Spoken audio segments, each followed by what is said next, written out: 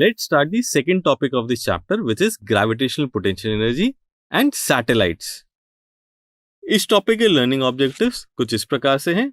इसमें हम पढ़ेंगे gravitational potential energy, escape velocity, earth satellites, energy of an orbiting satellite, geostationary and polar satellite के बारे में, एंड लास्ट में वेटलेसनेस के बारे में पढ़ेंगे. तो चलिए पहला कॉन्सेप्ट पढ़ते हैं, which is gravitational potential energy. Suppose earth के सरफेस पर मास m की कोई एक बॉडी है जिसे h हाइट तक फोर्स F अप्लाई करके लिफ्ट किया जाता है. सो वर्क डन इस केस में हो जाएगा W is equal to mgh.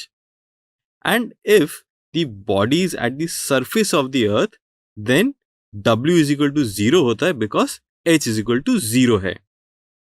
Now let us take that initially the body is at height h1, then it is moved to a height h2.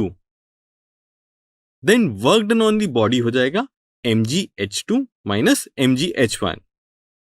इसलिए change in gravitational potential energy हो जाएगा delta U, which is equal to mass into acceleration due to gravity into change in height, which is h2 minus h1. This formula is applicable only when height is less, because only then we can assume that g is constant, or we can say it's approximately constant.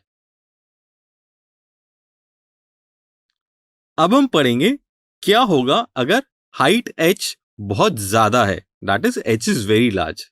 तो इस case में g constant नहीं होगा, g will vary with the height, hence force is not constant.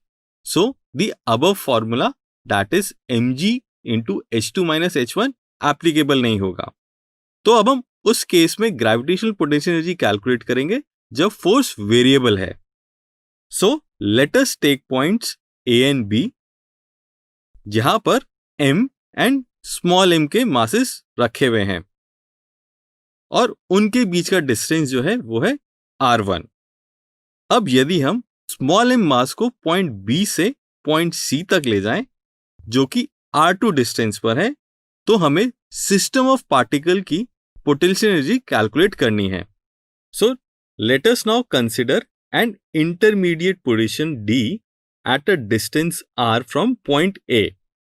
So force on the system of particle, that is capital M and small m हो जाएगा F is equal to G capital M into small m divided by R square.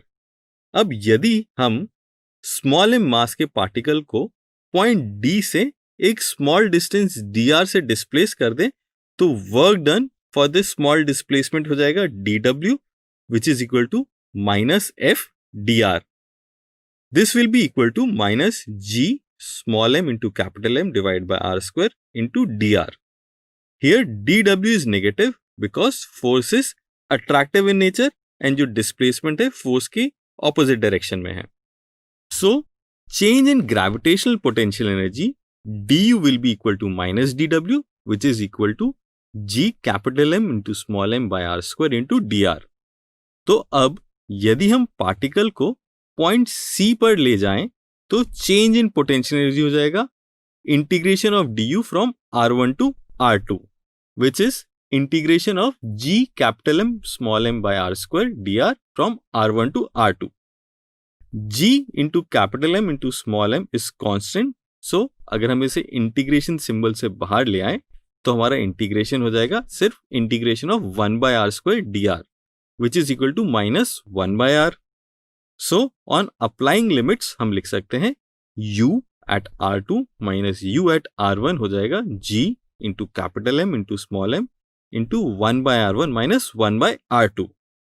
अब यदि consider करें कि हम किसी particle को infinity तक ले जा रहे हैं, that means R2 tends towards infinity and let us take R1 is equal to R.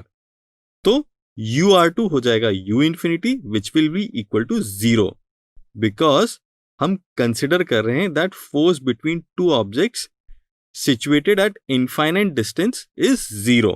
So UR1 will be equal to UR. So potential energy UR हो जाएगी minus G into capital M into small m bye are. अब हम gravitational potential energy for a n particle system find out करेंगे। Suppose we have 2 particle system जहां पे 2 masses हैं m1 and m2। तो इन दोनों के बीच की जो पोटेंशियल एनर्जी होगी वो होगी ur which is equal to minus G m1 into m2 upon r12। यहाँ पे r12 is the distance between mass m1 and mass m2। अब इस सिस्टम ऑफ पार्टिकल में हम एक और मास इंट्रोड्यूस करते हैं, मास m3। मास m3 के इंट्रोडक्शन से इस सिस्टम ऑफ पार्टिकल की जो पोटेंशियल एनर्जी है वो चेंज हो जाएगी, because mass m3 will be interacting with mass m2 and mass m3 will also be interacting with mass m1। सो इसके कारण जो न्यू पोटेंशियल एनर्जी होगी वो हो जाएगी ur which is equal to minus times g m1 m2 upon r12, that is the potential energy between mass m1 and mass m2 plus potential energy due to interaction between mass m1 and m3 plus potential energy due to interaction between mass m2 and m3। अब इस system of particle में अगर हम एक और मास introduce कर दें m4 तो इसकी पोटेंशियल एनर्जी चेंज हो जाएगी। तो बच्चों अब आपको इस 4 पार्टिकल सिस्टम के लिए पोटेंशियल एनर्जी लिखनी है। आप इसके लिए 2 मिनट का टाइम लें, फिर हम आपको इसकी पोटेंशियल एनर्जी बताएंगे। तो चलिए देखते हैं क्या हो जाएगी इस 4 पार्टिकल सिस्टम की एनर्जी। इसकी एनर्जी ur हो जाएगी minus G m1 m2 upon r12, जो कि ऑलरेडी लिखी हुई थी हमने for a 3 particle system, plus G m1 m3 upon r13 plus एक नया टर्म ऐड हो जाएगा G m1 m4 upon r14, that is the potential energy due to interaction between mass m1 and m4। एक और term add हो जाएगा g m2 m4 upon r24, that is the potential energy due to interaction between mass m2 and m4 plus gravitational potential energy due to interaction between mass m4 and m3। अब अगर हमें किसी n particle system के लिए potential energy लिखनी हो तो हम उसको लिख सकते हैं ur is equal to minus g m1 m2 upon r12 plus g m1 m3 upon r13 and so on। Basically यहाँ पे आपको ये देखना है कि ईच पेयर ऑफ मास के लिए आपको एक ग्रेविटेशनल पोटेंशियल एनर्जी का टर्म लिखना है और उसको एंड में ऐड कर देना है।